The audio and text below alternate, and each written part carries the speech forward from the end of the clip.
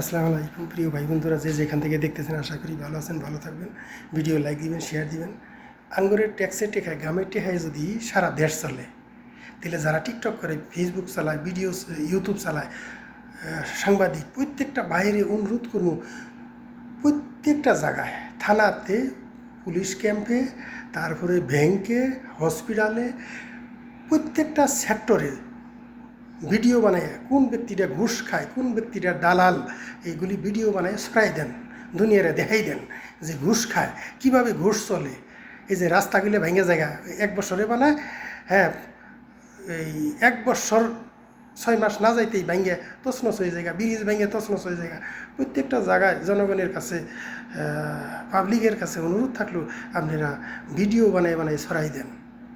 প্রত্যেকটা সেক্টরে থেকে যদি একটা ব্যাংকের পরিচালক যদি ভালো থাকে, সৎ থাকে, তাহলে ওই ব্যাংকে আপনার সুন্দর করে ব্যাংক চলবো, বুঝছেন। হাসপাতালের পরিচালক যদি ভালো থাকে, তাহলে হাসপাতাল চলবো। আর যদি চুরের দান্দায় থাকে, ঘুষের দান্দায় থাকে, তাহলে হাসপাতাল চলবো না।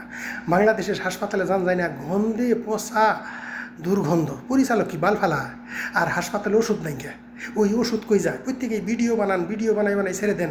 আঙ্গুরের ট্যাক্সের টেহাই চলে এই দেশ। আঙ্গুর যদি ট্যাক্সের টেহাই এই দেশ চলে, তাহলে প্রত্যেকটা ইঞ্চিতে ইঞ্চিতে, প্রত্যেকটা জায়গায় জায়গায় যাওয়ার অধিকার আছে, আপনার ভিডিও বানানোর অধিকার আছে। যদি না যাবার দেয়, তাহলে কোর্টে রিট করেন, কোর্টে রিট করেন যে আমার ট্যাক্সের টেহাই যদি দেশের প্রতিটা ইঞ্চিয়ে চলে, তাহলে আমি কোর্ট কাছারি আদালত প্রত্যেকটা জায়গায় ভিডিও করার আমার হক আছে, আইন আছে। আর নলে ওই কোর্ট থেকে না করে দিব যে না, আপনি রেনু ভিডিও করন যাবো না, এনু করন যাবো না, তাহলে আপনি ওই জায়গায় আর ট্যাক্সের টেহা দেওয়া দরকার নেই। কে আমার ট্যাক্সের টেহা সব জায়গায় চলবো, আমি ভিডিও বানালাম না, হ্যাঁ। লাঠি নিয়ে যাবেন, লাঠি। এখন বর্তমানে বাইসে থাকবেন কয়দিন? 200 বছর বাইসে থাকবেন না, 20, 30, 60, 70 শেষ।